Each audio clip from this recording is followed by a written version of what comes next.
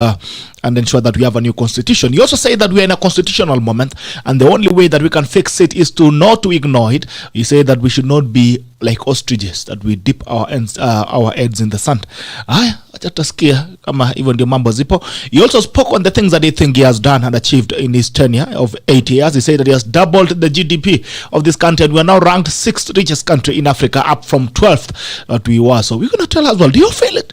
Do you feel the double GDP where you sit and in your economy? Alright, kama kawaida lazima tuende mbele za Mungu tuombe. Tukirudi kwanza tunalipa madeni, alafu basi nakuja kuwapa salamu zenu. Mighty Father, we come before you this morning. We worship you, glorify your name. Thank you for another opportunity. We thank you for this new month. We thank you even as the year adds towards the end. We thank you because you've preserved us all this time. Even as we have this conversation, may it edify the fabric of this country. For we pray, trusting and believing. Amen and amen.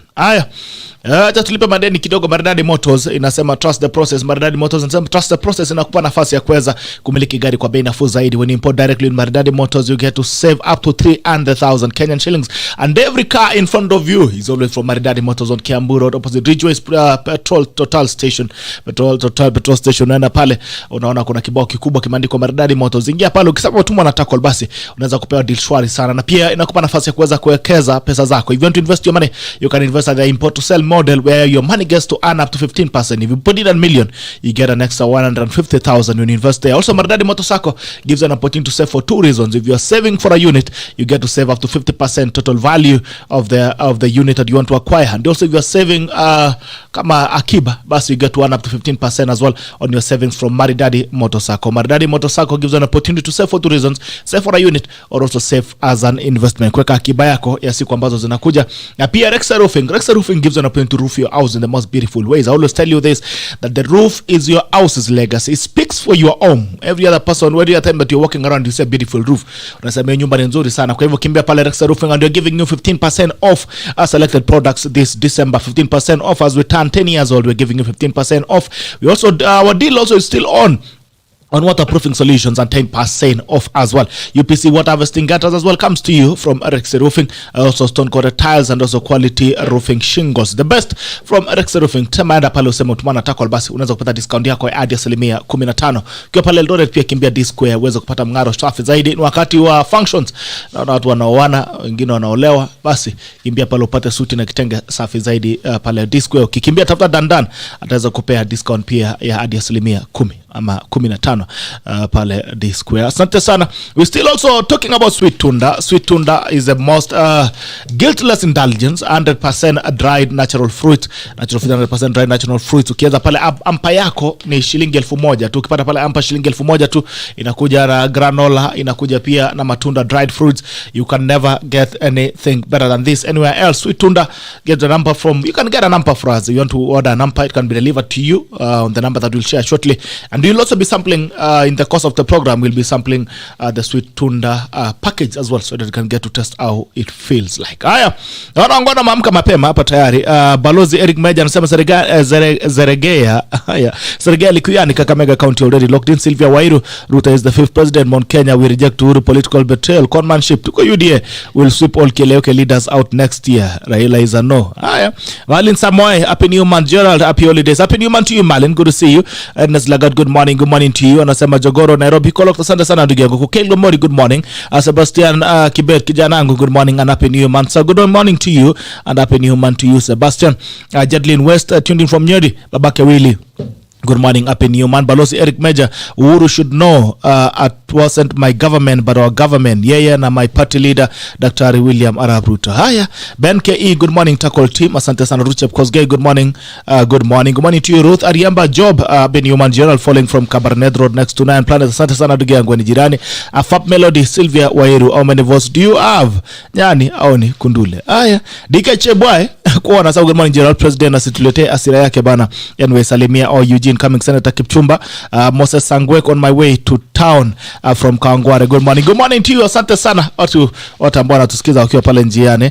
Geoffrey Kimathi Mbwira tuned in from Meru. Kiongozi ya Benego, Asla Nation is the only way. Rosemary Wabugi, good morning. Kibi Titus, good morning and happy new month at the class. Good morning to you. Honorable Jules Favor, good morning. Brother Bitok, Raila ameshindwa kupanda mlima. Hilary Kosgei Chamgei, JB falling from Tarik Aldai. Happy new month to you, Hilary, my brother Rosemary Kabuki waiting to the State of the Nation summary. Asante sana. Tuko na SG wa ANC party Simon Kigori, na pia tuko na Kipchumba Karori ambaye bado hajafika, yuko njiani, sijui amefika wapi. Should be in here shortly. Ataweza kutuambia State of the Nation address, we breaking it down and getting to whether we agree with the president or not. And also as we are towards 2022 elections, what do you predict will be the State of the Nation? Good morning to you, Simon. Good morning to you, and good morning listeners and viewers. Good to see you. Your camera is just straight ahead of you. So I want to give you an opportunity first of all to greet these Kenyans who have joined us this morning and also introduce yourself officially. Good morning everyone watching us on the tackle. It's a pleasure to be invited here by GB. And my name is Simon GIKURU, Secretary General of the Mani National Congress Party, that is led by His Excellency Musalia Mudavadi. And as I said, we are here to interrogate, break down, demystify the State of the Nation that was given yesterday by His Excellency Kenyatta. So I look forward to a very engaging discussion, as well as getting to hear from viewers and everybody else who is listening to us. All right. Yeah, so even before you go to that, habari ya ANC. Well, ANC tuko salama, as they say, tuko gangari. We are gearing up to the elections that are coming up next year. We are doing everything possible, humanly possible, to make sure that we coalesce enough to make a winning team. And I would also probably want to tell our viewers that as a party, our position is very clear. We are going to be on the ballot. His Excellency Musalia Mudavadi will be on the ballot. Ours is a party of blending both the young generation and the older generation. And that is why you'll see that my party leader and the party structures decided to get a young man like myself to be the Secretary General of the party, so that we can blend those two generations, what we call generational cooperation. Young people have a lot of energy and zeal. They have a lot of synergy, but they need to be guided, they need to be mentored, and that is exactly what ANC is doing, so that we'll have posterity, generation after generation. So we are a party that is founded on the ideas of peace. That is why we are called Amani. And my party leader, having participated in the 2007-2008 post-election peace talks, whereby he was actually a co-chair of the committee that founded what we call the National Accord that formed the Grand Coalition Government, has been very keen to propagate the ideas of peace, so that kila mtu anaweza ishi kila mahali in our republic. And we also have to remind Kenyans that Kenya will still exist after August 9, 2022. 2022. Oh, yes.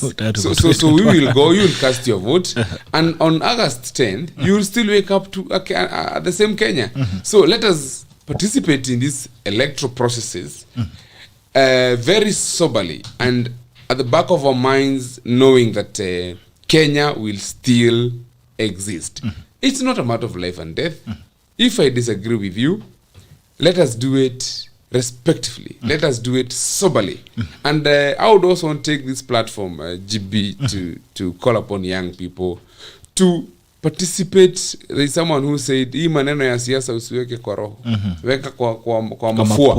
Kwa mafua. Kwa mafua, ukipumua yanasonga. Ili ukipumua, But you find now, I have now seen somebody here, anasema ya kwamba, that they are going to do to wipe this and that.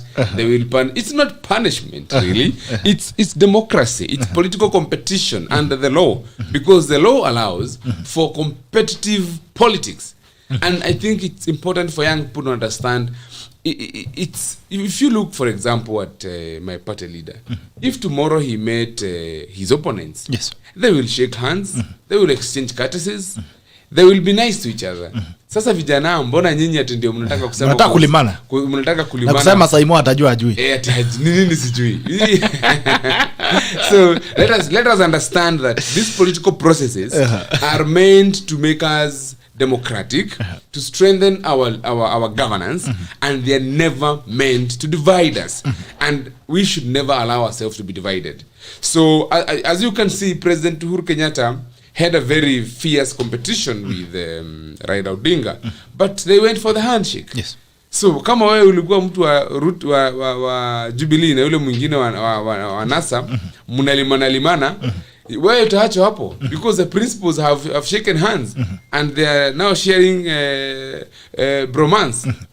They are bromancing all over, calling each other brother and how I love you and how I respect you, how I want to kiss you and all that. So please, young people, let's get serious. Let's just know you cast your vote, go back home and carry on with your life, because it's democracy, it's the law, and it's never meant to divide us. And that is why, as a party, Amani National Congress, we are saying peaceful participation in this whole electioneering period must be observed. And that is our clarion call. That is a call from our party leader. As a matter of fact, as I wind up my introductory remarks, you will notice that my party leader is actually a symbol of peace. If you look at Musalia Mudavadi, you just see a calm, collected, humble statesman. And that is what we are offering Kenyans. And for young people, you want to go around your business and your career in an economy and in a country that accommodates you, that tolerates you, that understands you. And that is exactly what Musalia Mudavadi is going to offer Kenyans to kimpa hiyo nafasi come 2022. You mentioned something you've mentioned about the character of Musalia Mudavadi. It has been argued that politics is not a game of gentlemen.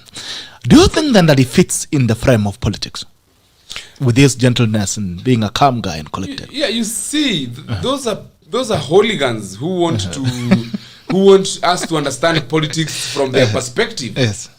And it's very unfortunate. If you look, for example, historically, someone like the founding father of this republic, Mzee Jomo Kenyatta. Yes. Mzee Jomo Kenyatta was a very collected man. He never used to shout. He never used to be the best comedian on the podium. But he managed to take over this country from the colonial masters. He managed to lead us for 15 years. He managed to have a very cohesive cabinet. Remember that he was so tactful. He managed even to get KADU to join KANU. He managed to convince KADU to dissolve and join KANU. And he was not the best orator, as you may want to put it.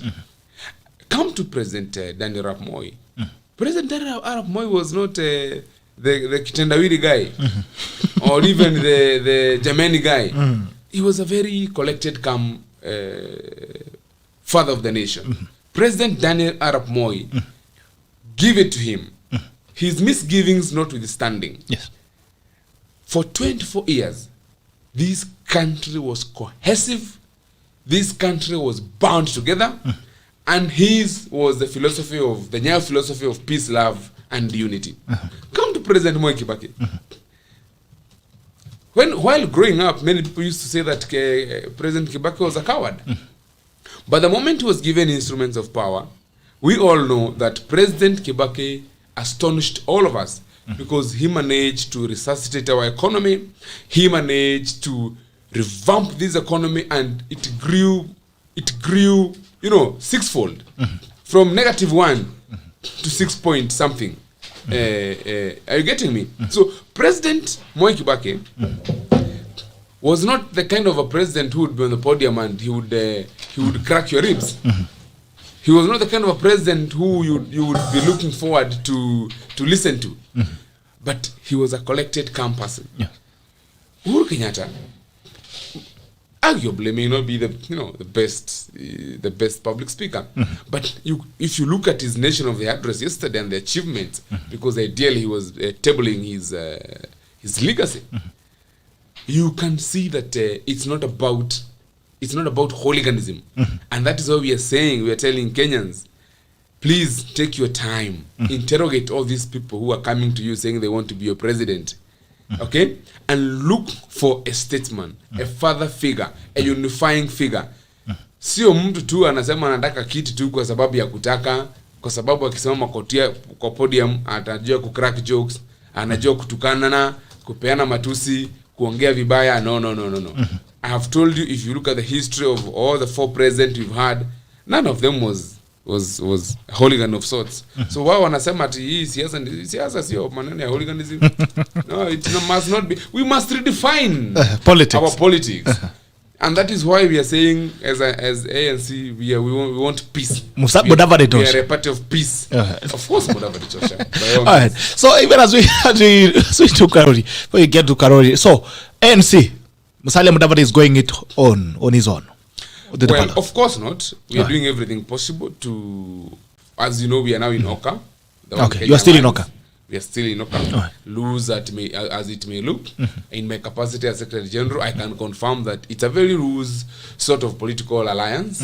Nothing really firm, but we are hoping to make it stronger. But our position is with or without Oka, and you can quote me on this. With or without Oka, we will still look for other partners, and we will go all the way to the ballot. And we are not apologetic about that. Yes. There's a statement that you made in one of your interviews that it's become difficult to front Musalia Mudavadi as Oka's presidential candidate. What was the context of that statement? See, the problem with you people from the media, you want to put words in people's mouths. I have never said anything like that. Okay. I don't remember any such statement coming from me. But I could have said that negotiations are tough. Yes. And I remember I was in one of the TV stations, maybe K24, I don't know. Citizen, and what I said was, it's like sometimes dowry negotiations. They are not easy. No transaction is easy where there is bargaining, give and take. So I never said that it's becoming impossible. I just said like any other negotiation. Characteristic of a tough negotiation. The discussion on who will be the flag bearer for Oka is a tough one. I mean, surely. Is that really hard to put it across? So that is the position, because people have to understand what are we offering Kenyans, what are we giving, how are we going to benefit as a party, what is our stake, and those negotiations are going on. And they are not easy, as I said. All right. Yes. KIPCHUMBA Karori, good morning. Morning, bro. So you and time have never been good friends. No. The traffic jam today is something else. But I don't know. I don't know choppers. Saimo, you own a chopper? Of course, our party has several of them. We could. But you didn't use it this morning. I subscribe. You didn't use it this morning. Hustlers have more choppers than us. We are wheelbarrow nation. So you came on a wheelbarrow. But they are good people, I can tell you that. So you came on a wheelbarrow. They are good people. Anyway, karibu tena. At least you've shown up. Jote. Sijui kama Senate tutakuwa nafika na wakati ama hapana. Senate tutafika na wakati. Haya, salimia wa Kenya, wamekusubiri sana hapa. Morning Kenyans. Sorry, I was not able to make on time. There was some bit of traffic around Timol, but I'm glad we are here to build the nation. All right, we'll start even talking to the nation is building the nation. It's building the nation. It's important. All right, starting off from what is important now is what you've told us about what the interests that you have, and it's about you wanting to be senator of Uasin Gishu County. I can already see it has raised a storm back on the ground on why you want to be a senator. There's also a clash with you within some leaders, but I don't want us to focus on that this morning. I want us to talk about why you want to be a senator of Uasin Gishu, so that we can get back to the state of the nation. I think Bitok, first of all, I take this opportunity to have a good morning hello to the people of Uasin Gishu and to wish them a happy and a blessed festive season.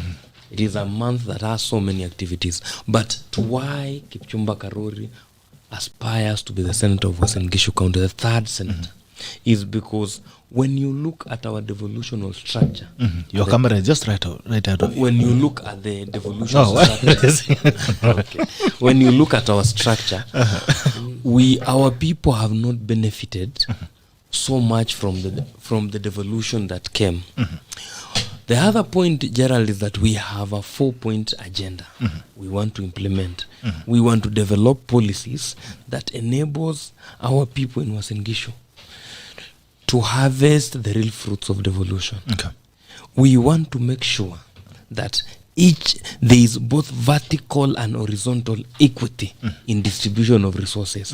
It is not just vertical from Nairobi to Eldoret, but horizontal from Eldoret to Chuyat, to Olare, to Meibeki, to Tapsagoi, where I come from, so that at the end of the day, when we talk about bottom up, the people at the bottom feel resources. And we need also to ask ourselves, there is the growing rate of unemployment is alarming. And our response should be a response that looks at the future, a response that takes into consideration the unemployment rate in Uasin Gishu County. And all that, Gerald, why we ask the question is that even when you are building a house, you need a plan. The person building the house is the governor, but the person developing the plan is the senator. So we need to strengthen the assemblies.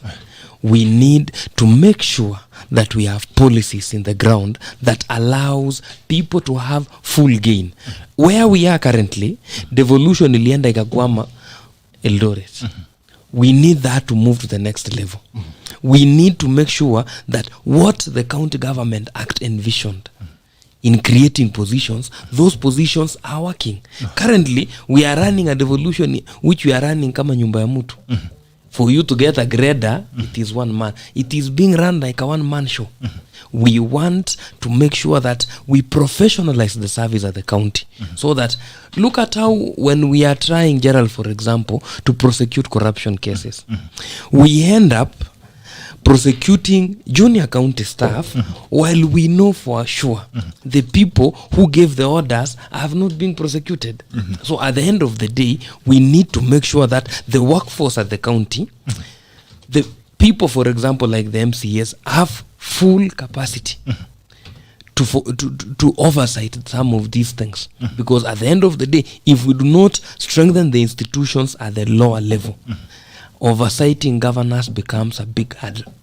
So I think that's the reason why when we launch our 4-point agenda on what we want to do to the people of Uasin Gishu, we will be saying more. We will be going to every village to sit down with our people, listen to them, talk about the problem, for example, value chains. Our backbone is agribusiness. Yes. Agriculture is devolved.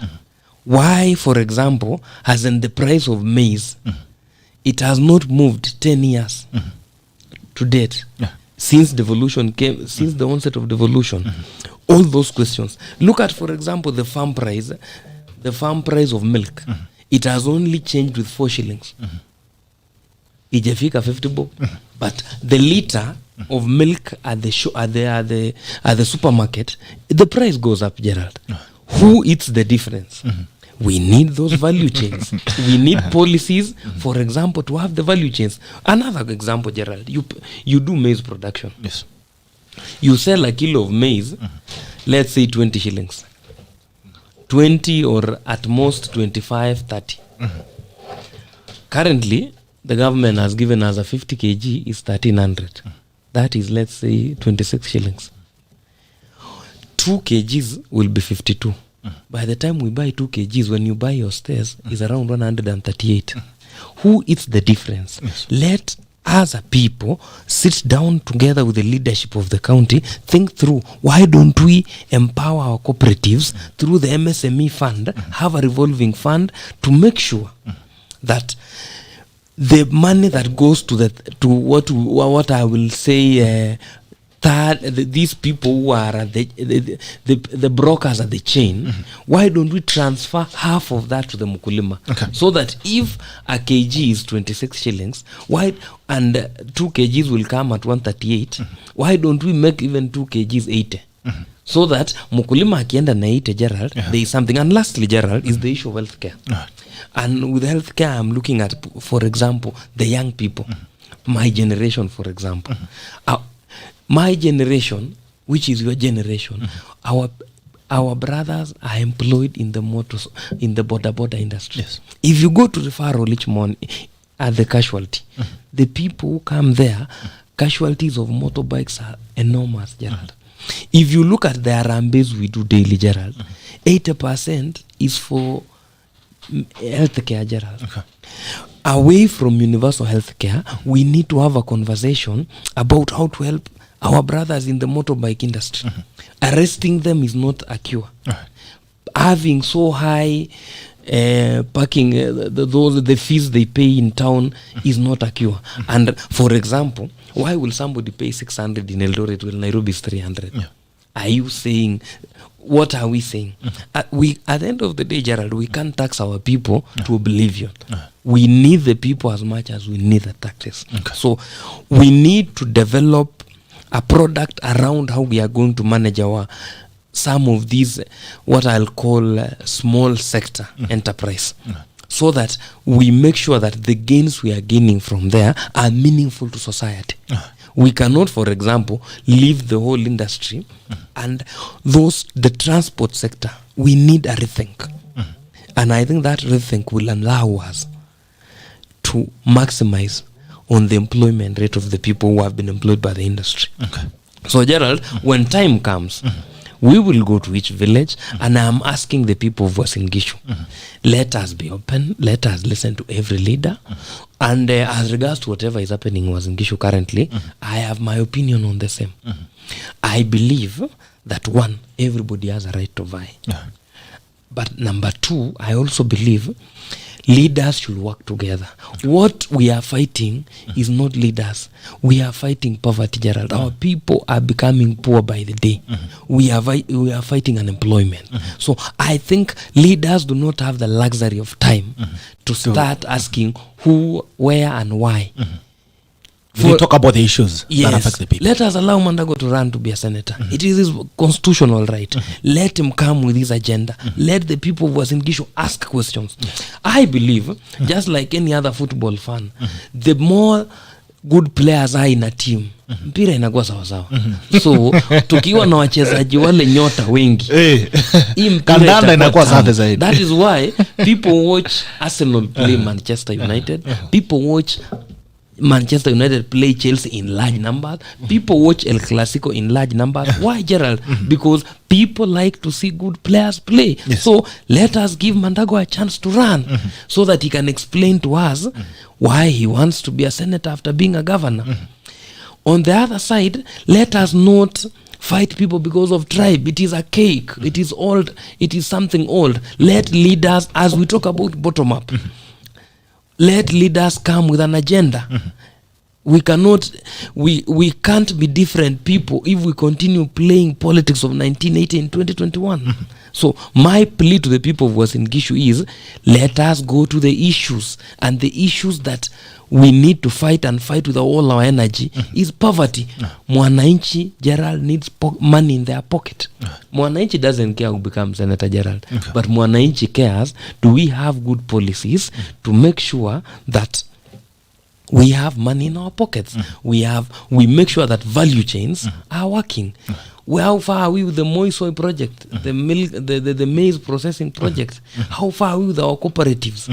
How far are we with changing the conversation, Gerald, around healthcare and people having sustainable insurance? So those are the things we need to make sure that they come forth. The discussions of seeking sympathy, the discussions of trying to use tribes, the discussion of trying to fight people should not come at this juncture, Gerald. Let's talk about the issues. And I'll be here to nyorosha you guys. I'll be your ref in Uasin Gishu. Thank you. I'll be there on ground. Kwa nyorosha. Hata mimi nimekuwa mzee kidogo. Let us state of the nation. Let us state of the nation. Simon, I'll start with you. Now, that was state of Uasin Gishu. That was state of Uasin Gishu. Now we talked about the state of ANC and Doka. Now we're back to the state of the nation. And I want us to start on the right place. What the president read to us was what he told himself was the state of the nation, or the people around him.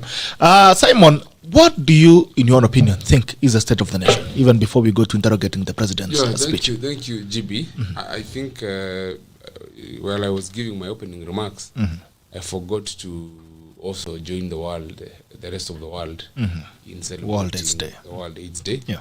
Which is a very important day in our calendar. So I thought I should also join in and put a voice to celebrate all those people that have done everything possible to fight that particular is it a disease or is it a, how do you call it?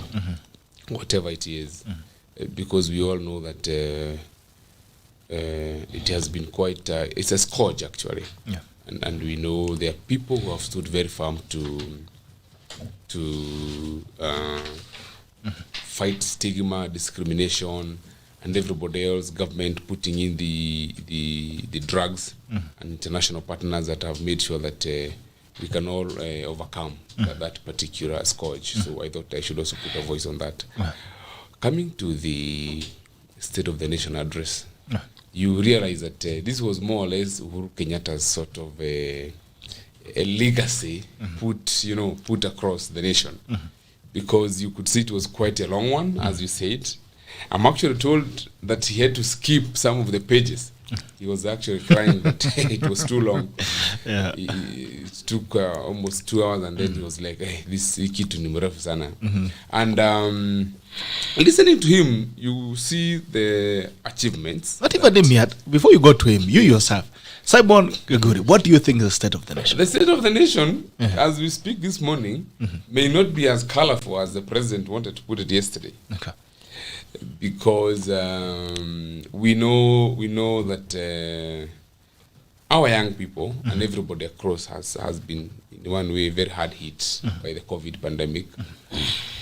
People have lost employment, people have lost their livelihoods, and you know that as much as we are very resilient people, we've suffered this, and I would say the young people are at the very center of it in terms of how they have been hit.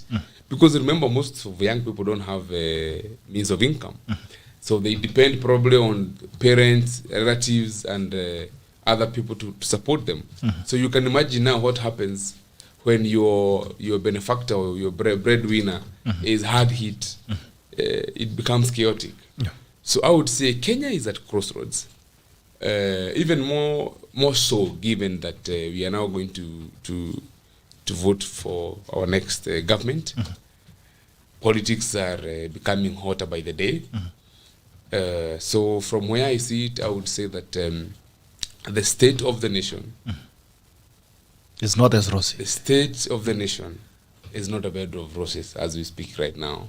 And it's not as lovely, as glittering as the president would have wanted us to believe.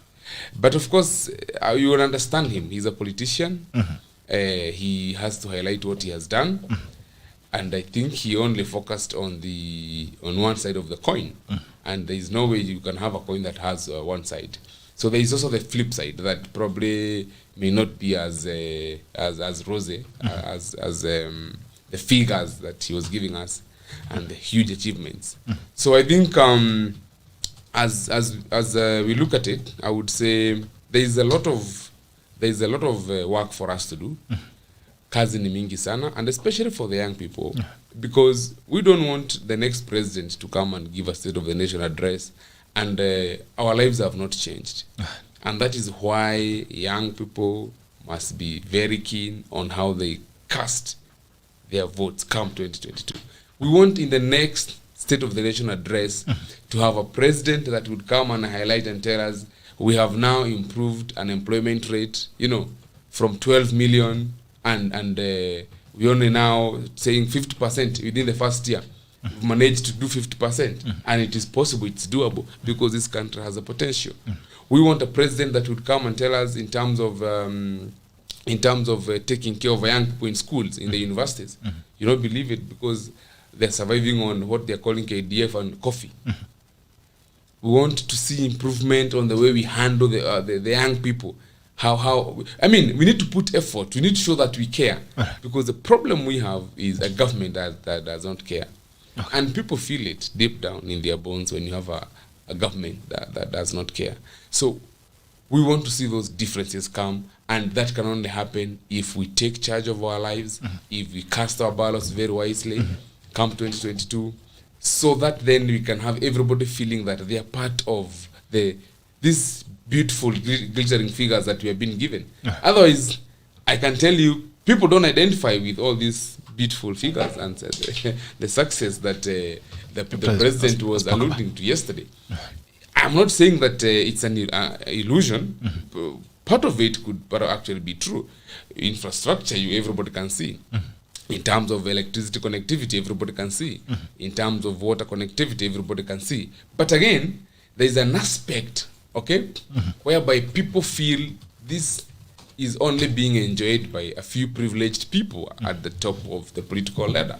So we need to make sure that even people at the very bottom level feel that they're also enjoying the cake. They can also identify with the success. And that can only happen when you have a government that truly cares about its population.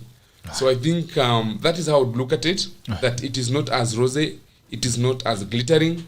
Although I would also say we are not at mbaya sana. Not really. So I travel here and there and you go to some places and you appreciate. You know, I was in Lagos the other day and the confusion there in Nigeria is crazy. If you just cross the border hapa, you go to Uganda, you appreciate ourselves a lot.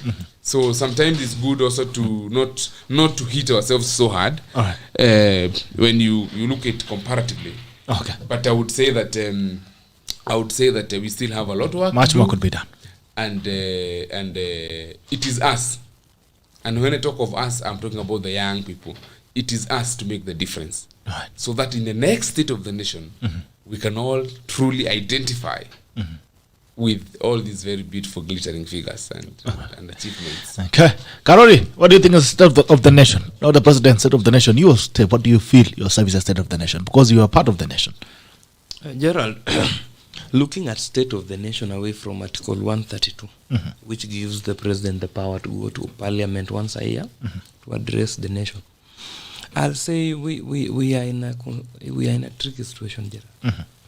If you want to know what is the state of the nation, you start by having what is the state of you as a person. That is the nation. Because when you read our preamble, we the people. Yes, you put your phone on silent, please. So it begins with us as a people. What is the state of the nation of us? But coming back to that and long thesis that Uhuru Kenyatta read yesterday, I will say... And who writes it, by the way? At some point he was like, jaribu kukatakata, anata mimi nimechoka. You know, it was on the other question. Of course. It was 6,000 words. I've seen it was 6,000 words. At that level. 260 pages. And it was a quarter. It was a quarter, a thesis. It was a proper one is 25,000 words. But back to the issues. I think we are still glozing over issues and we are still gaslighting Kenyans, Gerald. If you take, for example, and strictly go by what a state of the nation should be, look at what Article 132 talks about. The president shall once in every calendar year address parliament on two issues, Gerald. How his government is fulfilling Article 10, national values. And secondly, how we are fulfilling our international obligations. I expected the president yesterday to talk to us about the state of rule of law, Gerald, for example. How many court orders have been disobeyed in this country? Why the people around him are leading in disobeying court orders? I expected him yesterday to talk about, for example, the state of our security. We have seen recently disappearances, Gerald. You disappear, you appear, people continue as though as usual. That is part of, those are the things that make Kenyans worried. Number two is sustainable development. It is one of the things that you try to address. You can't address sustainable development, Gerald, when we have a ever-bulging national debt. And the problem here with the ever-bulging national debt, Gerald, is that the people you were addressing are part of it because they have allowed us to be enacting a budget that has consistently had a 9% hole, deficit hole.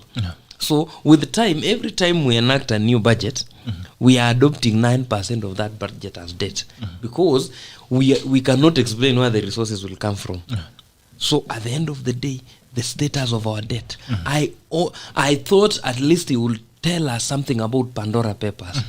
while we are suffering about internal liquidity, Gerald, if somebody was to bring back the money we are being told they are being held in Pandora accounts, or what do we call those things? Panama Offshore accounts, yes. Yes. It would have helped us in rejigging our economy because of the issues of liquidity. So the question we need to ask ourselves is the question of, did the state of the nation address the issues at the core of Kenyans? Look at the state of famine now, Gerald. 14 counties are facing starvation. That is part of what is part of the state of our nation. Yes. It's a state of the nation. Yes. And when we talk about, Gerald, for example, the wealth that we have moved from 12 to number 6. Yes. Whereas it is a good thing. When you go back to the economy, Gerald, the money we have borrowed, when you bring it to an economy, Gerald, over the same period of time, we will become richer. It's like you, Gerald. If you go to a bank today and borrow 100 million, of course, you will be richer than GIKURU if GIKURU was richer than you with 20 million. Yes. That does not mean that your cumulative wealth has increased. It means your cumulative liabilities have increased. So at the end of the day, let us look at the economy as a wheel, as a sum total of itself. Let us not look at the economy like that's the graphs. So we need to ask ourselves, for example, if the president is saying we have become 6th, how much in every 100 shillings does a Kenyan spend on food? We spend our disposable income, Gerald, 55% of our disposable income on food, Gerald. If you have 100 shillings, 55 shillings goes to food in your money. Those are the questions we need to ask ourselves and say, now this is the state of the nation. How do we bring cost of food in this country down? If you go to our neighbors in Tanzania, we might be the richest in the region. But if you have 100 shillings here and 100 shillings in Tanzania, the worth of that money is not the same. In Tanzania, you can do so much with 100 shillings. Here you can't. If you just get to a shop, to a coffee shop, you need 120 shillings at least to have decent coffee. So at the end of the day, Gerald, that is the true state of the nation. And what we need to ask the people who are seeking leadership is, guys, tell us what you are going to do. And at times I tell people why I don't listen to Azimio la Umoja is because after COVID pandemic, and we must also give it to Uhuru Kenyatta, he has been able to survive this country in the COVID pandemic. Whether KEMSA happened or not, we have to give him on that. But at the end of the day, Gerald, we have to ask the question. The people who are now saying they want power, is the Secretary General of the 4th or the 3rd biggest political party in the country. We need to ask them, how are you looking at this? We need to have a state of the nation from these political parties, Gerald. We need to have a state of the nation from ODM. We need one from UDA. Why? Because every other person has their own feel of the state of the nation. Not their own feel. Because if they were, for example, to tell us this is the state of the nation and this is what we project that when we come to power in the coming 1 year, this is what we want to do. So at the end of the day, Gerald, issues like unemployment, issues like rule of law, all those issues are issues that play critical on our part, and the president ought to have given them more time. Secondly, on international obligations, Gerald, we still have the 2 people who were sent. We still have 2 people, GIKURU and the other guy, who have been asked to be extradited to a foreign land for other things. Why are they still here, for example? So all those are fulfilling our international obligations. And as a parting shot on the issue of state of the nation, I expected the president to tell us something about the electoral preparedness of this nation. And then also it was in bad faith for him to attack the judiciary. It really doesn't augur well. And for him also to address parliament on issues that are active currently in court. The issue of BBI is a matter that is currently active in a court of law at the apex court. I don't see the wisdom of talking about BBI. You know, he's the president of the republic. Is the symbol of national unity. Is all those things. So at the end of the day, the talk or whatever he says ought to be bigger than his personal views on issues. But again, I mistook that State of the Nation address for a Madaraka address or a Jamhuri address, because that is what I would have expected on Jamhuri Day. Instead of Jamhuri. No, because that is when you are leaving, you just tell people, I had promised this, I did this. But anyway, he's just human being. He has done his level best. And I think it is time to pass over the mantle to another person. Okay, Saimo. Yes. I give you an opportunity to dig into the president's address on the State of the Nation. The its and misses. Yes.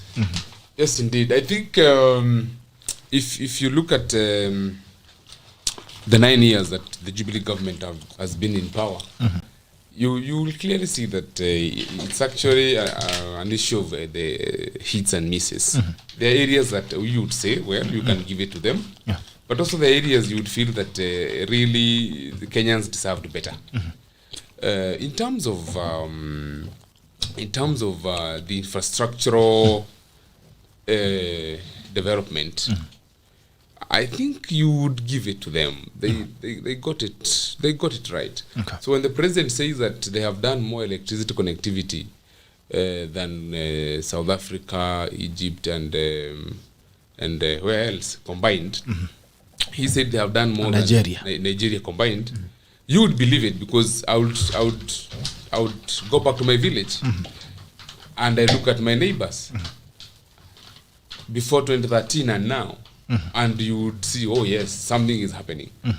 If today you came to where I come from, you would find that almost every other household has electricity. They have running water. The roads are not badly off. So you would say that well, that's quite it.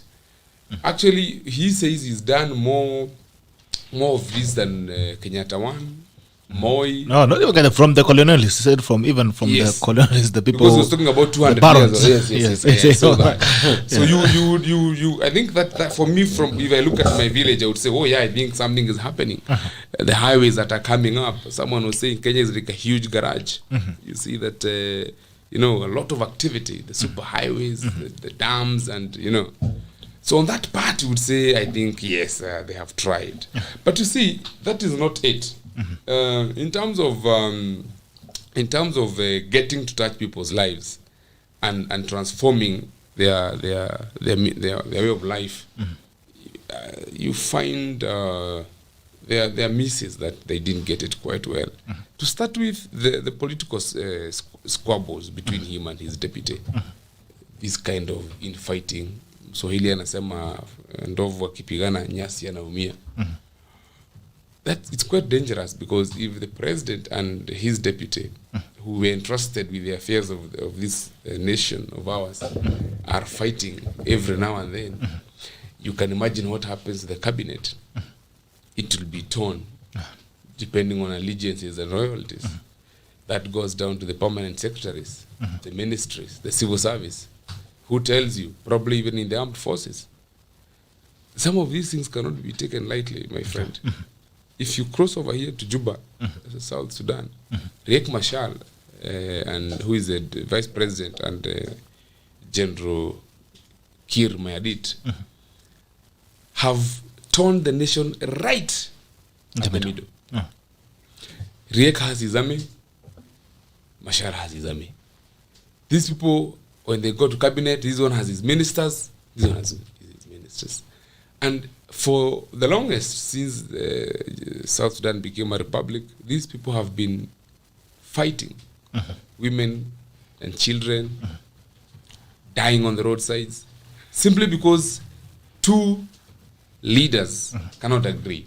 And so Jubilee, as much as we saw what Uhuru was trying to put across, they have let Kenyans down in a very big way. And it's not a small matter, it's not a joking matter, it's quite a serious thing.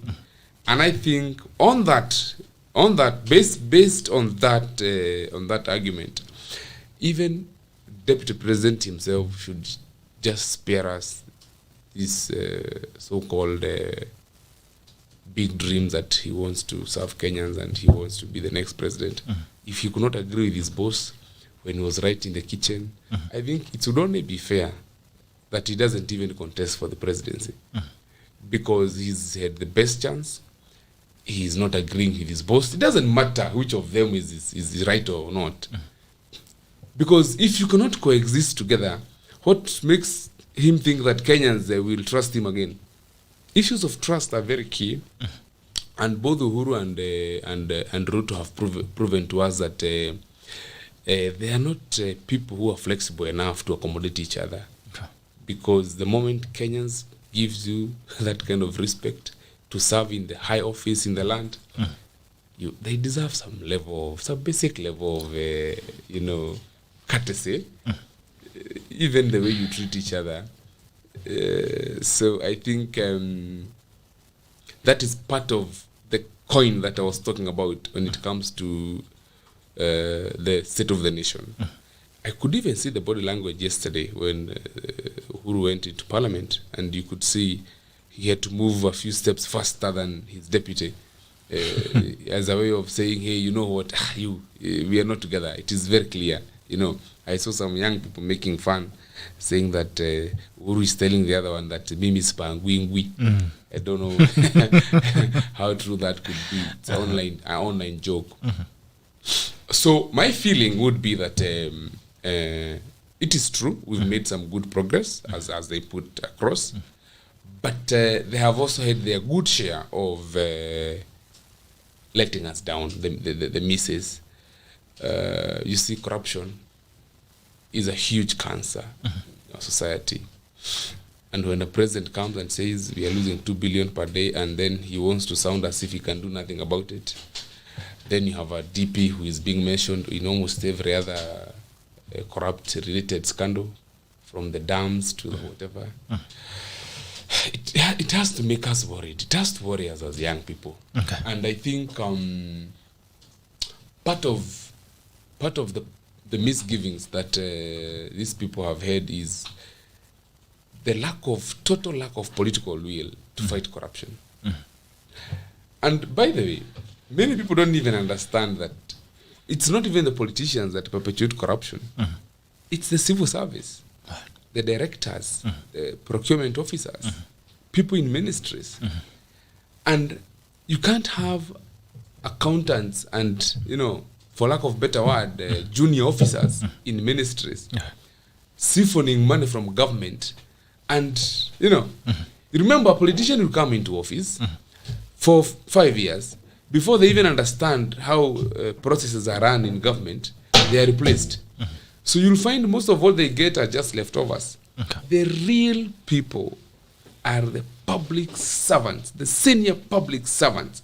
And if you look at the goodwill that Kibaki had when he came into power immediately after 2002 elections, it's only that also they lost it at some point because they were not able to push it through. Yeah.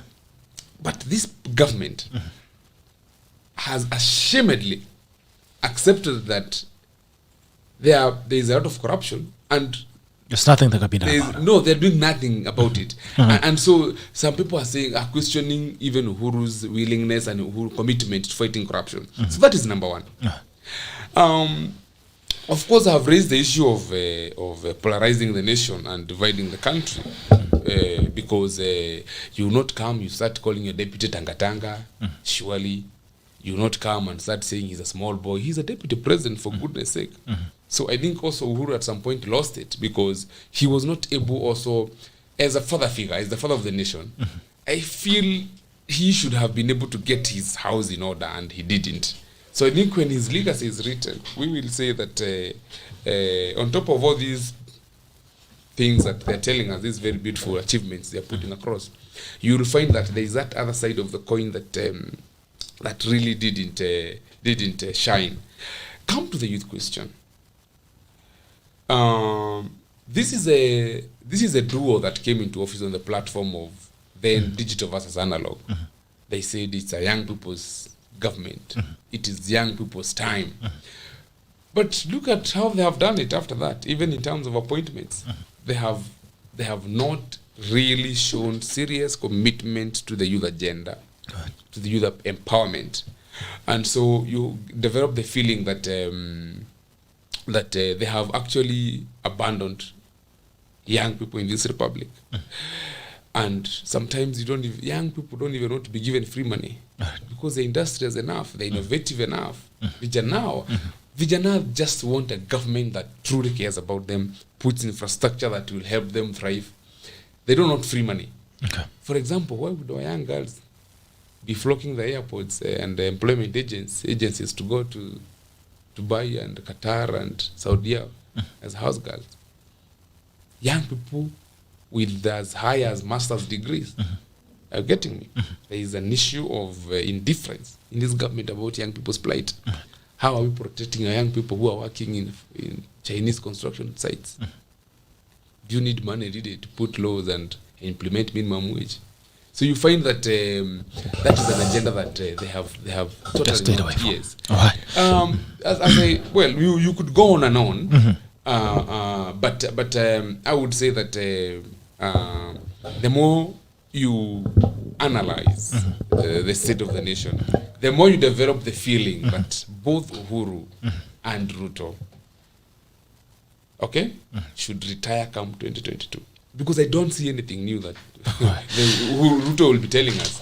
Are you getting me? Okay. And that is why as a party we are saying, we have an agenda, we have a leader, we have an ideology, we have a manifesto.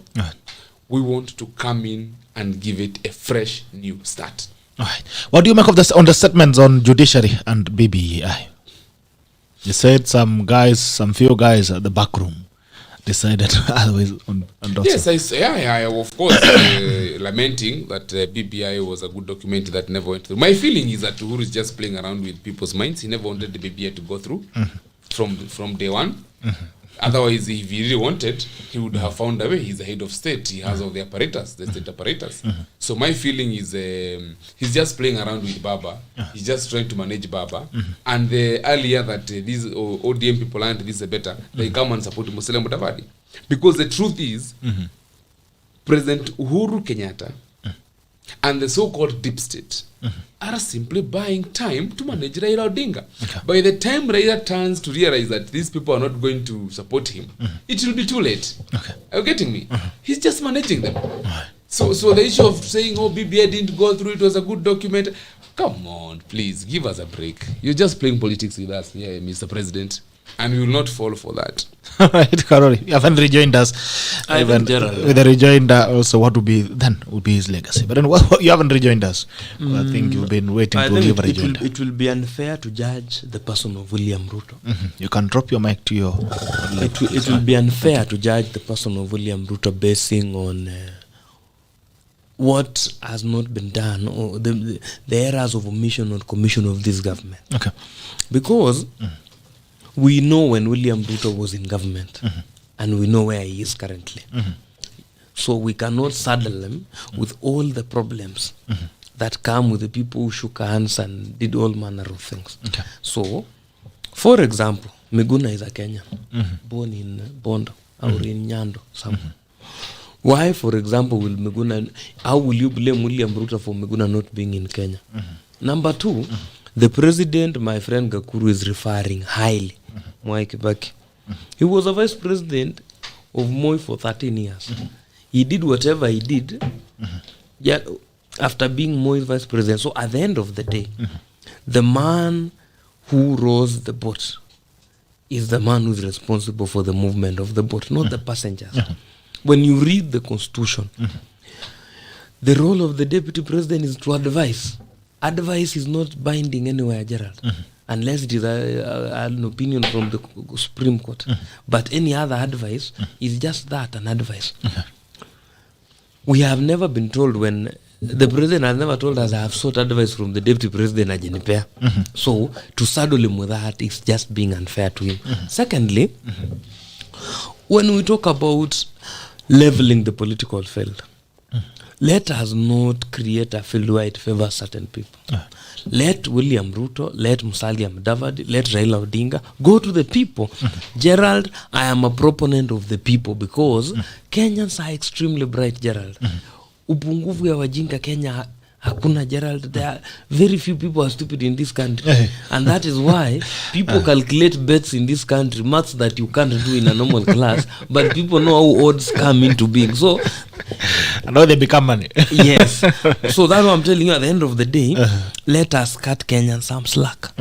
And on the issue of Uhuru Kenyatta and BBI, at times, I think Uhuru Kenyatta is the most misunderstood politician of our generation. The things he wants, he doesn't fight for them to happen. He wanted Musambweni to be won by that guy of OTM. He took a picture with the man. He did all he could. It did not happen. We came to Juja. There was a lady vying on Jubilee ticket. He really wanted the lady to take the seat. But I don't know what happened. The people spoke. Look at Kiamba, Kariri Njama, and Kawanjiku. We know what happened. So, my plea to GIKURU, the Secretary General, is not that Uhuru Kenyatta did not want BBI. He was the sole beneficiary of BBI in the entire 50 million population. So he wanted it. It's only that at times he doesn't know how to make sure some of these things happen. So, and those lamentations do not help anything. As a father, you do not lament before your kids. There are things you just see and say, anyway, they have happened. We move on. And the strength of this nation, Gerald, is on us having predictable, stable, and institutions that are futuristic, institutions that can withstand the test of time. If we fight judiciary, Gerald, we are going to an election. We will have more than 500 election petitions. How will we accept the verdict of that judiciary?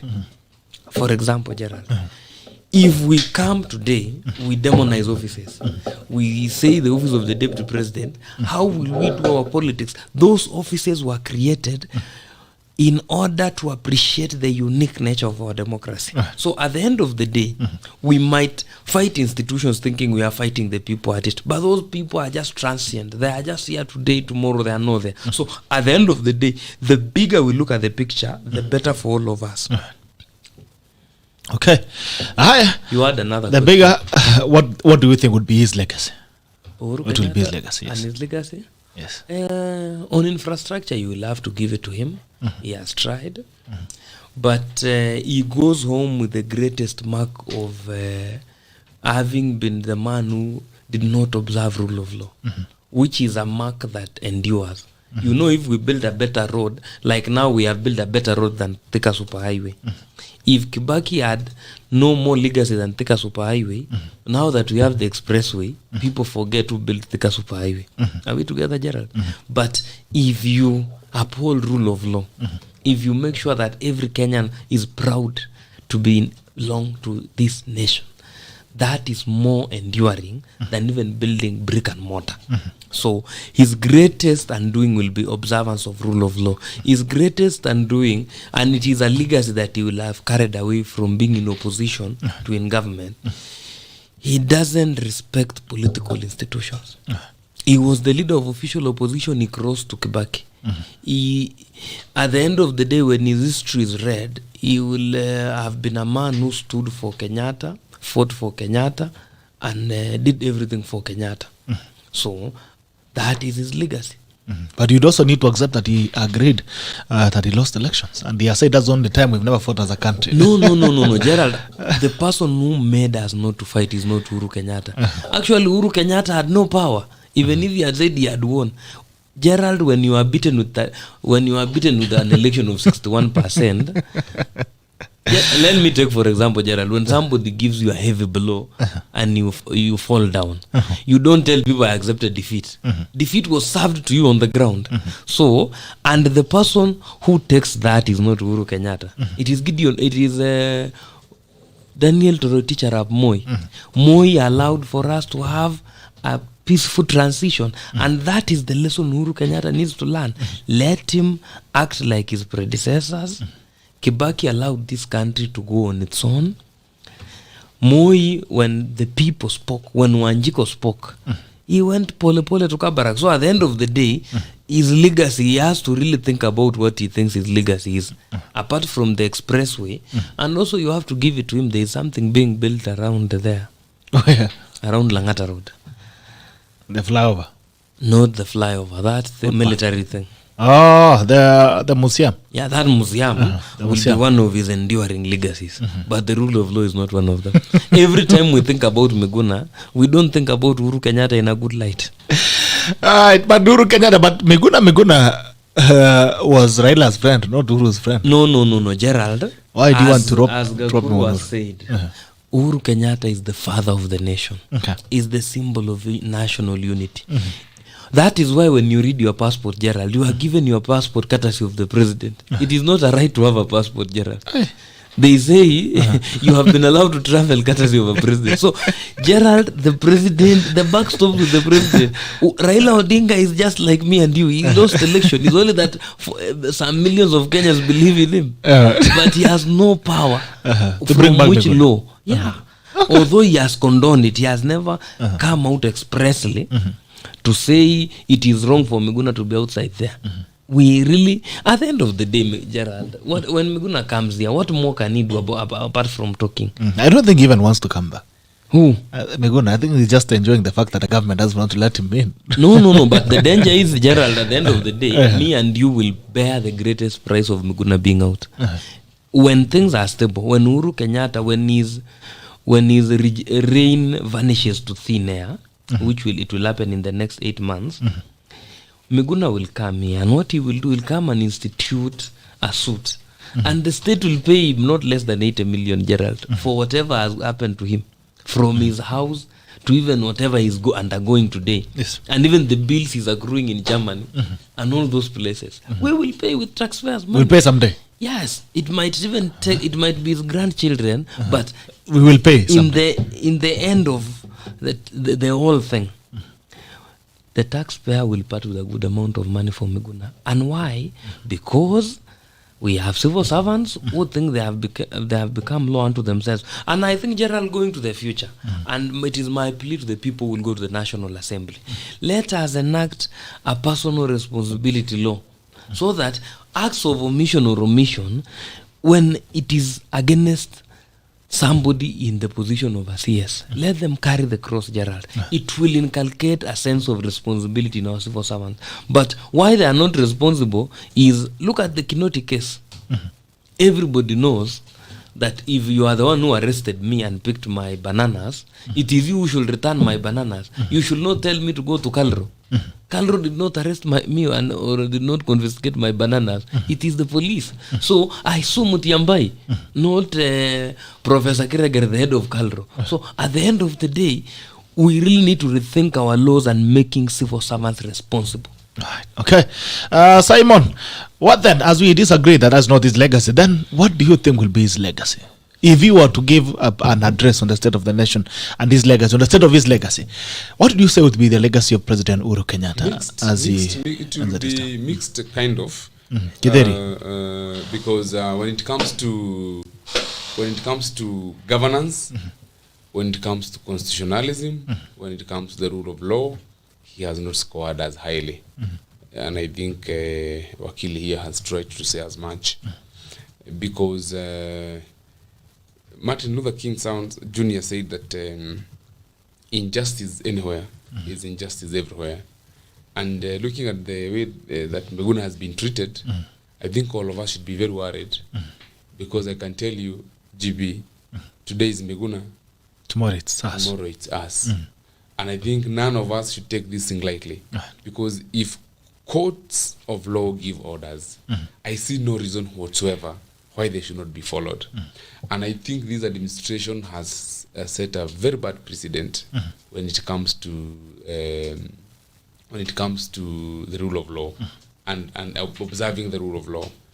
They have been quite arrogant, dismissive, disobedient, and I can tell you that's not a good legacy. You don't want such a legacy if you're Uhuru Kenyatta. We saw the other day there were orders that were issued to jail. Is it Kenyatta? Yes. I mean, why isn't he not in jail, or why has he not complied or even paid the fine? Because we must get serious about our society. Because if you have some people feeling they're above the law or they're more important than others, it is dangerous. It's a very dangerous precedent. So I think it will be mixed in that sense. And of course, we've highlighted his achievements in terms of infrastructure and all those other things. But also, you will also find that in terms of building cohesion and bringing the nation together, my feeling as Kamau is that he has also not done very well. I think he has polarized this nation more.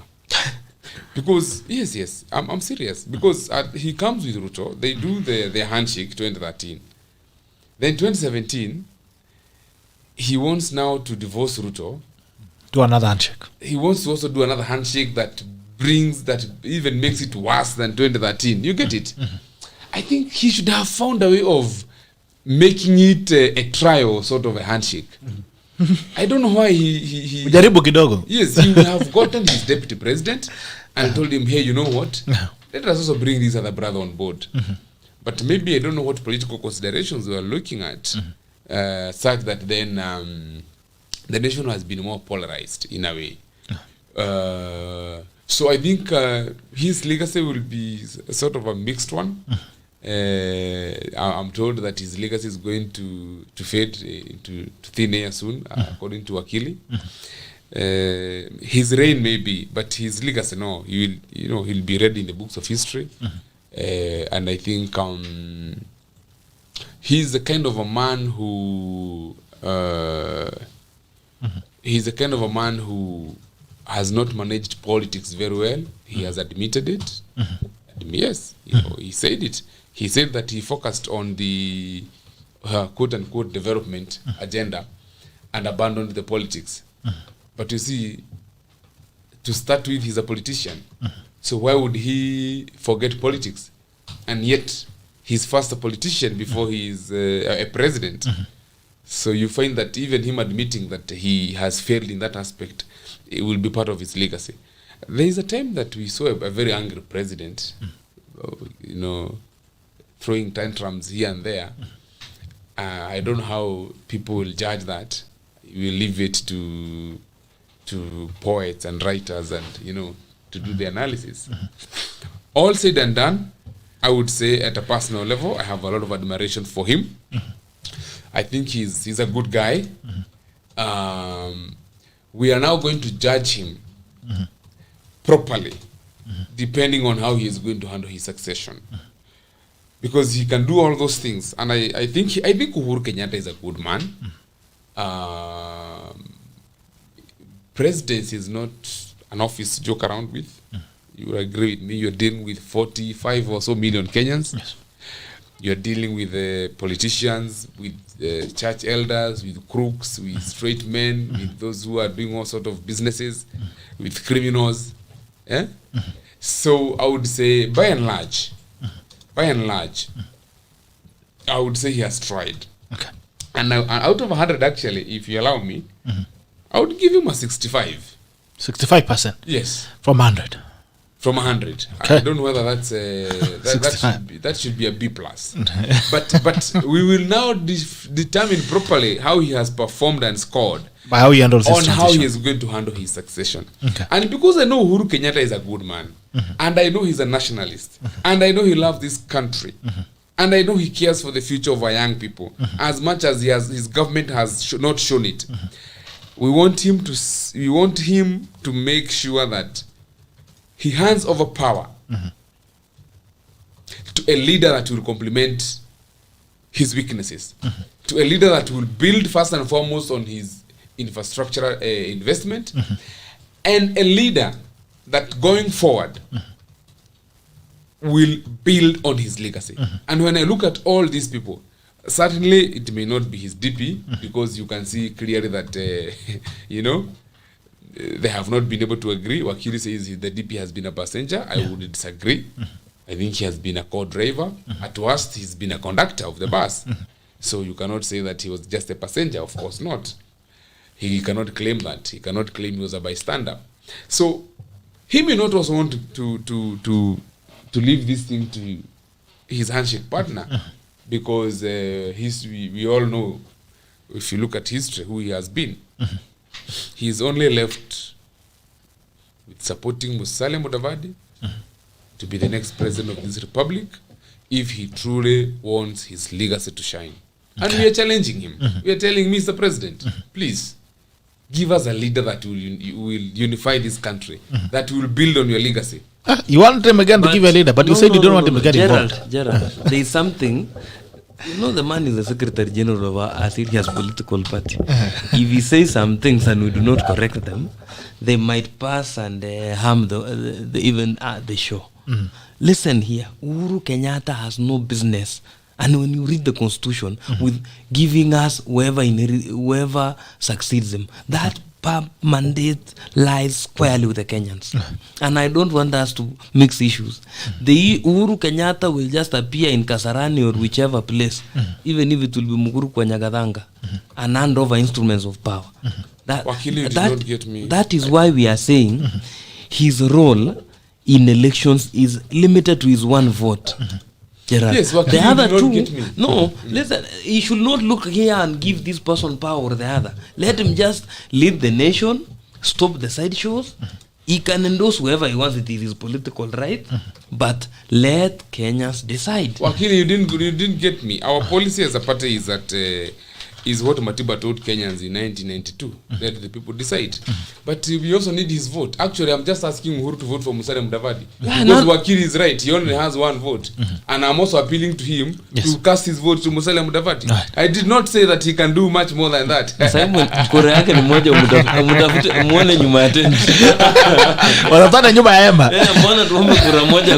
So what you're telling him, we also need his vote. Yes. Otherwise it's the Kenyans to decide. Wakili is very right. Okay. Now there are two questions that we need to look at before we head off, and one of them is a conflict that we're having right now within IEBC and the multi-sectoral forum that is working on election preparedness, and IEBC has distanced itself and disconnected from the forum that has been seen to speak almost for the electoral process. We see Mother Koome being given as a chair. She was chairing the meeting on the election preparedness. We saw Kibicho. We also saw Matiang'i in the forum. IEBC has distanced itself. And Martha Koome said as well, I'll not get out of the multi-sectoral forum. There has been some disquiet and dissatisfaction from the UDA wing of politics. And they are saying, no, we cannot have other people getting involved in the electoral process. And IEBC did a very elaborate letter and they said it goes against the constitution for a forum to come together and seen to be influencing the electoral process in the country.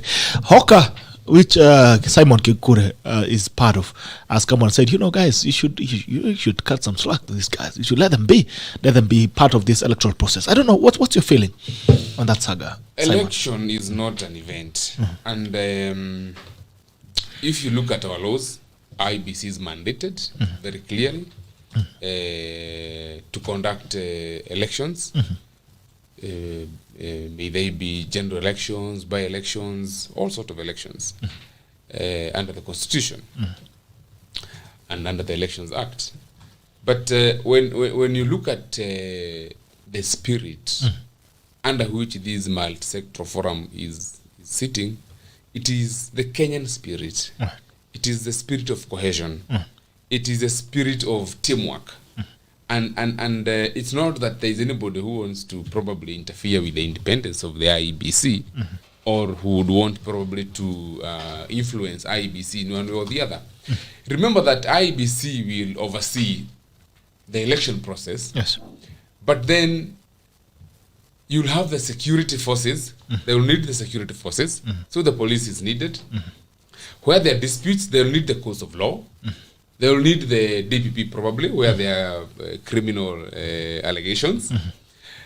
So for me, this multi-sectoral forum is a perfect way of making sure that we all bring our institutions together in the spirit of harmony and Kenyanness, so that it becomes a product of all of us. So I mean, I don't know why IEBC is falling into the hands of UDA. They're just falling right into their into their game. And when I saw Chebukati giving the statement, I was like, oh goodness, look at this good man, the chairman. He's getting scared, he's getting threatened, because whatever he was doing is not illegal at all. it's properly within our structures and within our laws. So I think they should be left to come together as a forum. It's a loose forum. Not that I doubt it's anchored in any law. So it is in the spirit of, hey, you know what? Let us come together. Let us do this thing together because we are one people, we are one Kenya, and we mean well for our nation, and we all love this country.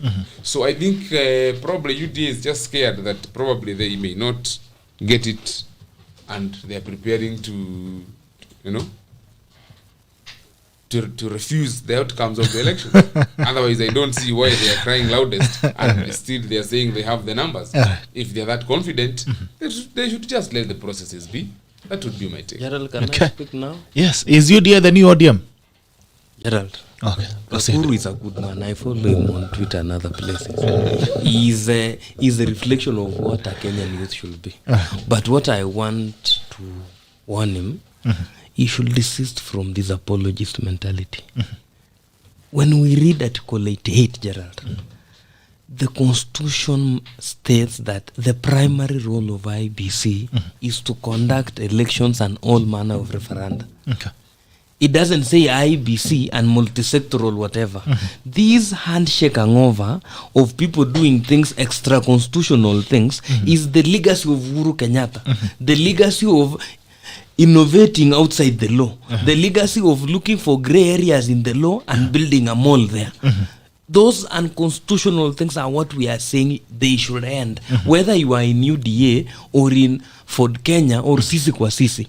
The point we are making is this, Gerald. When you read Article 249 of the Constitution, it says all independent commissions and constitutions are should only be dictated by this constitution or written law. There is no law talking about that that multi-sectoral thing. And then these hangover of these multi-agency things, they are the things that have made us render the Nairobi voter useless in their governor vote.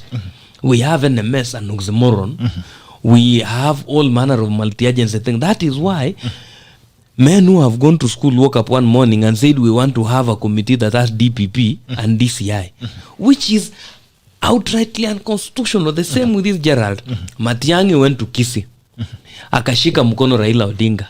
Akasema mahali baba atakuwa, I will be there.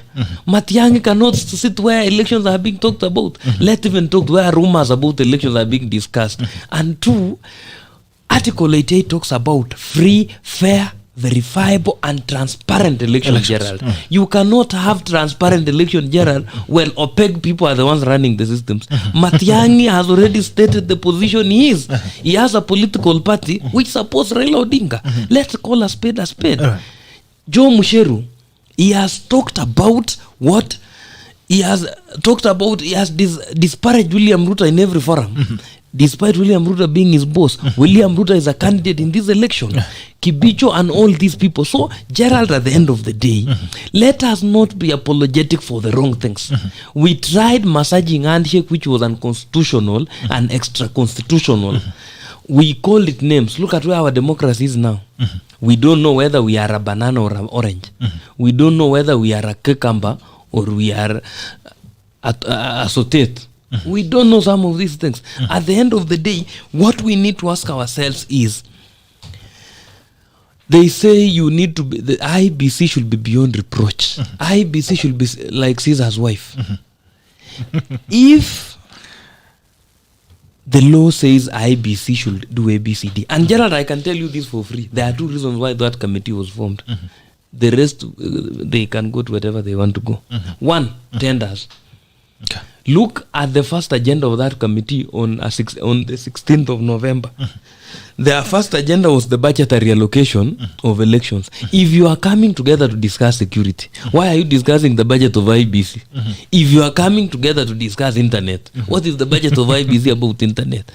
If you are coming together to discuss about elections, what is the role of Mother Koome, where we have a whole commission, a whole committee at the judiciary, chaired by Justice Ibrahim, on elections? Yes, we agree. There is nothing bad with multi sectoral meetings on elections. But there is everything bad with a multi-agency to deal with elections. Where Matiang'i sits. Matiang'i has taken a position on these elections. We know if he was to be closed in a corner, who he will vote for. So at the end of the day, and then the other thing is this. If Chebukati wants to hear stakeholders of elections, there is PLC, those political party liaison committee. He can go there and talk to those people. If Chebukati wants to hear something about elections, or they want a budget on elections, he goes to the JLAC, the Legal Affairs Committee. Justice and Legal Affairs Committee. At the end of the day, there is no business between Chebukati and Matiang'i meeting in one room. If Chebukati wants police, he writes to Matiambai. Inspector General of Police is an independent office. Why should you have DPP, for example, in that place? What is the role of DPP with elections? Prosecuting electoral crimes? The laws we have currently are not sufficient. Then why didn't we have the Speaker of the National Assembly in that forum then to say, go and ratify these laws and then come? So at the end of the day, this Arambe democracy doesn't exist, Gerald. Let us just do what Article 88 says. I know GIKURU did not write a letter. GIKURU, you ought to have written one. Don't begrudge UDA for saying the truth. Even if a madman says the truth, Gerald, it remains the truth. You have to agree. Yes. And for ODM, for ODM and the issue of UDA becoming ODM, at the end of the day, Gerald, what is right, whether it is said by a madman, by a prostitute, or by any other kind of a human being. What is right is right. The truth is the truth. Yes, even if it was a madman writing to IBC, that is the position. Why do you want to call people names for saying what is in the Constitution? I don't know why Wakili is becoming discriminatory. Why are you trying to say madmen and prostitutes are also not entitled to whatever opinions? I am saying you are referring to them in very bad light. All shade of Kenya. Actually, I have no bad blood with prostitutes. Any business any business is good business. At the end of the day, bora mtu analipa anaweka chakula na noti ni moja ni. Yes. Noti ni ile. Na pesa ikitolewa hapa hakuna pesa inaonekana huyo ni ya CEO, hii ni ya mtu ametoka wapi. So what I'm saying, Gerald, ni what is wrong is wrong. Even if it will be shouted, a drunkard will shout about it, Bwana SG, that remains the right thing. Yes. And I'm telling ANC, they should be vigilant. Democracy is guarded by vigilance. Democracy is not guarded by compromise, Gerald. When you want to enact a law, you go for compromise. When you want to guard democracy, you guard it with vigilance. So I give a big applause to UDA for being vigilant. Yes. Okay. I don't know if you still agree or you still have a. No, I already gave my views and sentiments. You only had a problem with the prostitute and the drunkards. Yes, but he has said he's talking about all shades of Kenyans. So we are agreeing on that point. Alright, okay. Tunajaribu kuchukua diwali kwa ngono, najaribu kupiga simu kidogo, najaribu kuchukua simu tukimaliza 779-800-010. Bunga la Mwenyeji liko wazi 779-800-010. Good morning. Bunga la Mwenyeji, jambo. Saidia simu hapo. Saidia simu hapo. Nimwashie simu hapo. Hello? Bunga la Mwenyeji. Yeah, salamia SG. SD unasalimiwa. Salama sana, asante. Do I need to use these ones to hear? Yes, please. Our incoming senator. Na atoeka kitu. Incoming. Akuache kitu hapo. Aniache kitu ya kuosha koo. Niambie dadi. Sasa, mzuri sana, umepotea sana. Nipo baba. Sasa maneno ya speech ya president hiyo ilikuwa tasa mbwana. Alafu hata mwenyewe aliadmit akasema hii kitu amechoka naye. Alisema katakata kidogo bwana, hata mimi nimechoka. Sasa najua hata anajua ile vitu anasema si ukweli. Kama ile vitu ya KMC anasema inatengeneza milioni na day. 30 million in a month. Alafu kidogo anaruka anasema 30 billion in a year. Kwani aingiani hiyo hesabu? Hiyo hesabu ingiana bana. Yaani Wakenya mnakuwa tu rada kupiga hesabu. Sasa najua saa zingine unaangalia kitu unasema acha ni confirm hii speech, unaenda unatafuta unapata ni ukweli. So yes, I think hata ni mzuri amemaliza. I think hii ni ya mwisho ama kuna nyingine? Bado kuna moja. Haya, ni sawa tu, acha atamalizia hiyo. Hiyo sasa itakuwa 7 hours. Ile kitu tunaweza sema tu wamefanya ni infrastructure kidogo hapa na pale, though utalipia. But the rest of the things sioni kama kuna kitu wanafanya maana sana. Madeni tu kila mahali, tuna tax inakatwa hapa na pale. And then kuna kitu kingine pia alikuwa anataka kuongelea. Hii siasa ya wazingisho. Na ulete manda kwa hapo bwana, tumpige tako. Sawa, ndamuita. Manda kwa mtu yangu acha ndampigia simu. Bwana hiyo maneno anataka kufanyia kijana aache bana. Najua huwezi kuwa headmaster alafu kesho unasema unataka kuwa teacher. So yeye aende mbele asione nyuma. Achia kina Karori hapo wapambane huko chini. Then also I think pia Ruto anafaa kupanga hii siasa ya Rift. Naona iko maneno mingi mbaya huko. Juzi aliwaambia mpangie, mkasema mtapanga. Aliuliza mtapanga hii kitu. Mkasema yeye mtapanga. Sasa itabidi mmepanga nyinyi wenyewe sasa. Hapana, unajua? Siasa ipangwe kwa huko nje, inapangwa huko boardroom kwanza ndio mkitoka nje mmeelewana. Haiti watu ndani na wengine wafinywa kidogo ndio wasikie maneno. Sasa kuna watu wanasumbua bana. Najua DP anahitaji support ya watu wote. Anahitaji wote, so kuna watu naona kuna self interest. Wanajifanya wanataka kusupport DP, wanasema tu kwa watu lakini kwa vitendo zao ni vitu tofauti. Oli lolo acha tuisha tuseme sasa inji iende tu vizuri. Huyu jamaa maliza aende, ametuchokesha sana by the way. Acha tuone mwenye ataingia next.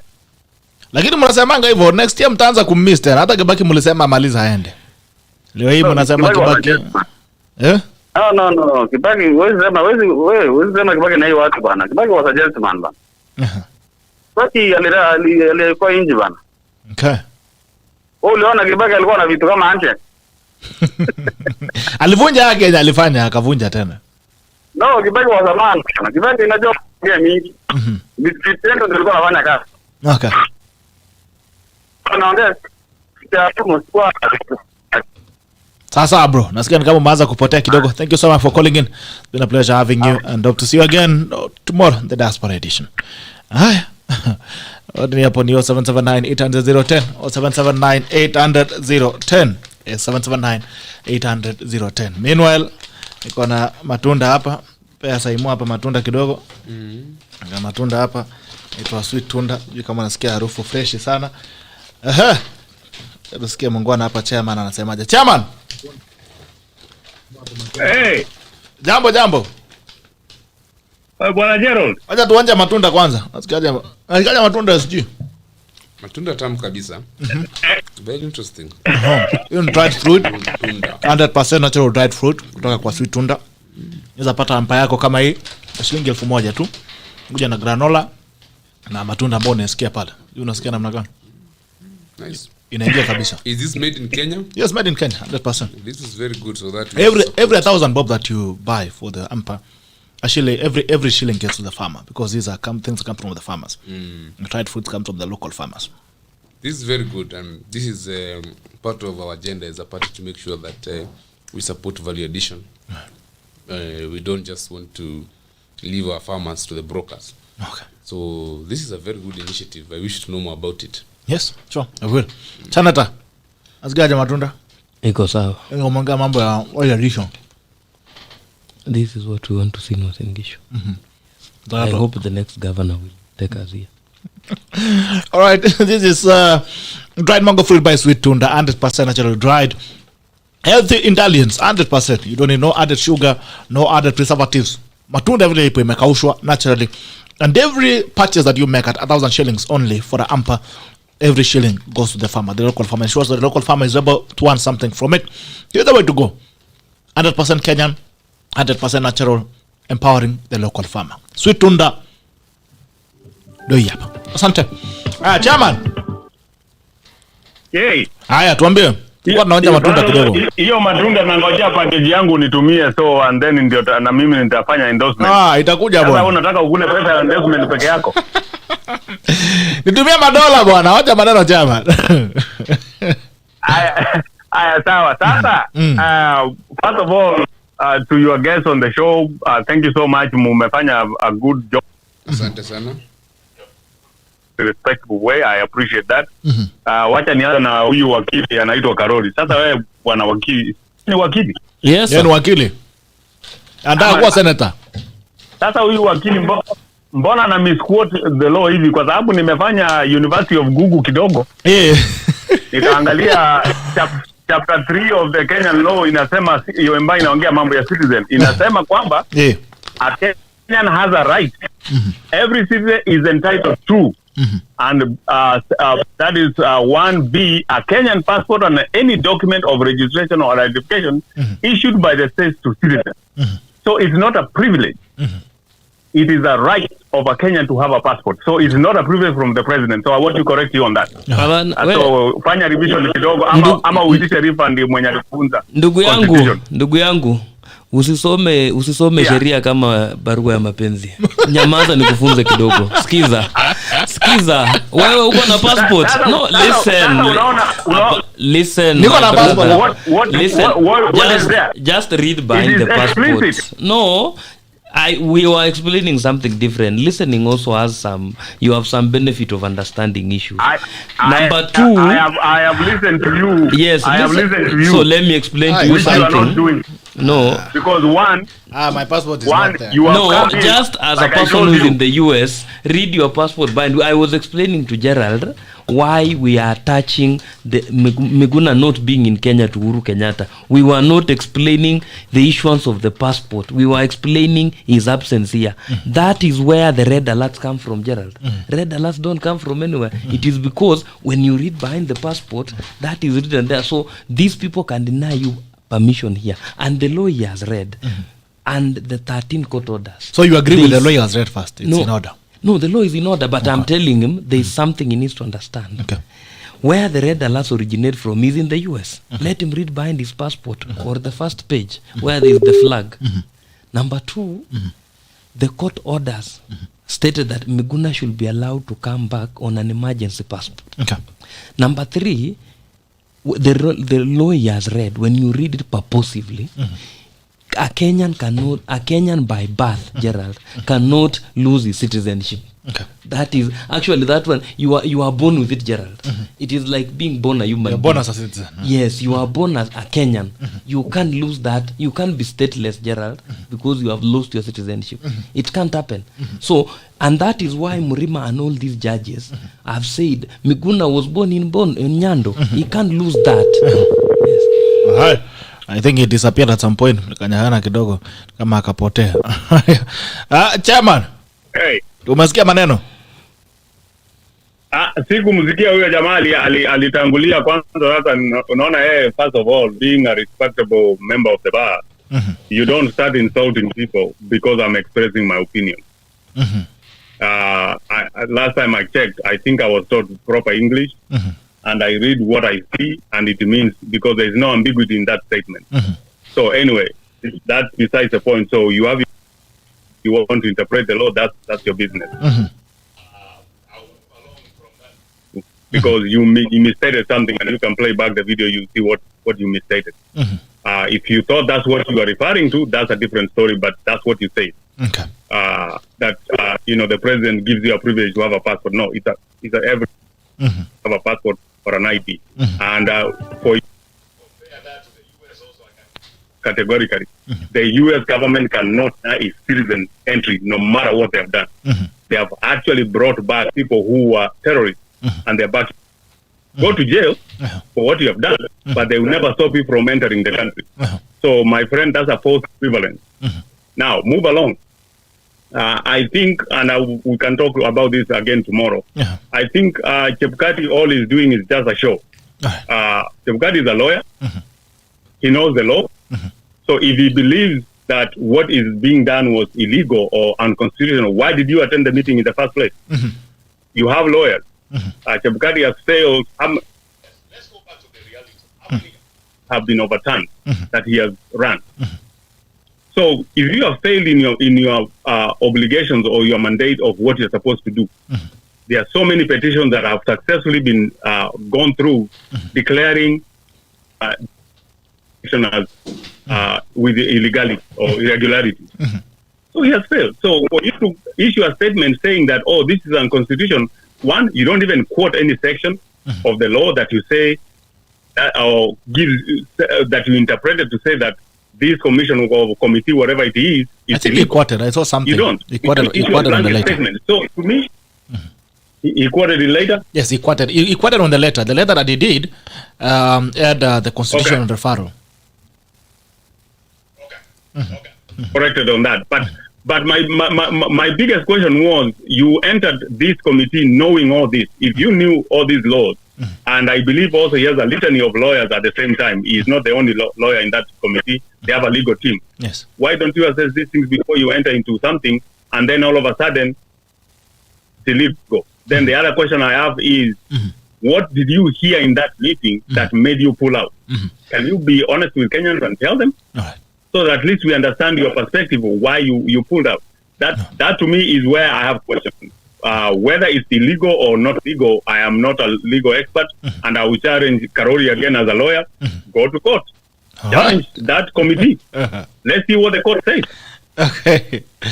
My other friend over here, the ANC, I think you present with some dignity and respect, and I appreciate you and applaud you for championing your party's platform. We need to engage in discussion in a respectful way. Remember, Gerald, the last time we had a member of parliament there, I challenged him because of what he called Kenyans when he went to Saudi Arabia. Yes. And I think the NC Secretary General has also pointed. Hello? You have disappeared, Chairman. Bunge la Mwenye Nchi. This man is speaking so well. He has disappeared. Bunge la Mwenye Nchi. Jambo, Bunge la Mwenye Nchi, jambo. Habari bwana. Safi sana, mambo vipi? Poa. Ni Ujesi ama naongea na nani? Yeah, I would like to talk about the tackle, man. All right, man. Karibu. This is a tackle. Please go ahead. Huh? Who am I speaking to? This is a tackle. Yo, so I'm watching it live, and I would like to contribute. Please contribute. Please contribute. Okay. But switch off the sound on your background. Please switch it off. There's a sound on your background. Okay. I'm trying to. Okay. I did. Yes. All right. Let's proceed. Yeah. All right. Endelea na kusikia. Please proceed, sir. Oh, okay. That's it. Okay. All right. So first of all, let me wish Mr. KIPCHUMBA good luck. I really think that him and Shelley both should be considered for the seat. Thank you, my brother. But I think what I'm concerned about is how the president is just making his own rules without considering law. I think the law of the land should be supreme, and it should respect that. So that's exactly what my problem is. It's how he makes up the law as he goes. The rules, not even the law. It's the rules that he's making up as he goes without considering the Constitution. And that's where my problem is. I think he should just, because right now, that's not my time, right? Yeah. So he should just consider just writing out what he's remaining, do his best, and just, go to retirement or whatever you might call it, in peace. Instead of making up things that, his legacy is been captured already. There's nothing else that he's going to add to anything, to amount to anything else. Whatever he's done is good, is electricity, roads, and all that. But we know about the thing. So really, his legacy is been captured already. So really, he shouldn't be trying to do whatever he's trying to do. Okay. That's my own. Just respect the law of the land. Respect the law of the land. Yeah. All right. Thank you so much, sir. Where are you calling us from? I'm calling from Concord, North Carolina, in the United States. United States. Yes, sir. All right. Thank you so much, bro. I'll see you again tomorrow on the Diaspora Edition. All right, man. Thank you. I'll be there tomorrow. Thank you, man. Okay, all right. Those are callers who spoken. Guys, by the way, I'm seeing some guys are taking the conversation between Karori and Arama out of context. Arama is a very honorable man, and I'm pretty sure that it wasn't in bad faith. So, Karori, We it are wasn't in not. bad There faith. was Yeah, nothing. because I'm seeing they were picking it out of context. It was not in bad faith. Each one was trying to express themselves, and I think that has been spoken into. It's a matter of law. It has been spoken into, and it wasn't in bad faith. Haya, chama naona kama bado huko tufungie tukienda nyumbani. Ambia bwana Karoli, hii ni taco. We tackle each other if I'm wrong. This is the tackle. Mwanyange tinge. I have, and I respect your opinion, and welcome your correction. You know, you are. That's why I always define. Say you are the lawyer. I don't know law, but I can read. That's all I can do. You explain to me, interpret. That's fine. But the only thing I say is language kidogo. Because when you use that language, you know, leadership training. I'm told. If I start by criticizing you, I cannot coach you when all I do is attack you on my first statement. Then everything else is taken out of blocked. Arama, once in a while the taco comes before the talking, so don't worry. Alright, this is a tackle. Where tackles happen, and you get tackle right at the point of your tackle. They say it's a death pass. It's a death pass. I read part of it. I didn't read the rest of it because I didn't see it. So, yeah. Alright, asante sana ndugu yangu chairman. I hope you guys are ready for tomorrow. Yes. You're set for tomorrow. Yes. Asante sana. We'll catch you again tomorrow. Okay. It's been a pleasure. Thank you so much, gentlemen, for coming in this morning. It's a pleasure. It has been a pleasure having you and every tackler as well who has been with us. Like we say, this is a tackle, and we are here because we must have real conversations about our country in the best way that we know. Thomas Ochieng at GB, it was underwhelming. State of the Nation speech full of self-praise, typical of beings with low self-esteem. Performance speaks by itself. Then acting about BBI fraud. Uru, finish and go. All right, Blessed Frank, GB, is KIPCHUMBA the next Murkomen? Blessed Frank asante sana, asema when GB what is KIPCHUMBA opinion on Mandago campaigning to be a senator, and also congratulate him as the incoming senator. All right, following from Mugunja Market, Thomas Ochieng. Following from Mugunja Market, Siaya County as usual. That electoral multi-sectoral forum, deep state, is illegal. Null and void entity. IBC must stay independent. Abrams, good morning. Grace Kamo, good morning, GB. Aspirant Tena Macau, good morning, everyone, and happy new month. Happy new month. Paul J. KIPCHUMBA, it's called farm gate price. Per liter milk, Kenya shillings. Per milk price. Farm gate, Kenya shillings 38. Table, 60 shillings. 2021 farm gate, 38. Table, 120. Net returns to milk processing, e.g. Brookside, up by 5 times. And CBA 2020 net profit is up by 500%. All right. Those are good morning, GB, following from conversation. Chalo Mams, these are okay. Kenyatta was the unifying figure. Kane West Boy, good morning and happy new man. Good morning to you. That was on YouTube. Sakong, good to see you. Sakong Kiplagat. And mwingine mona hapa kidogo.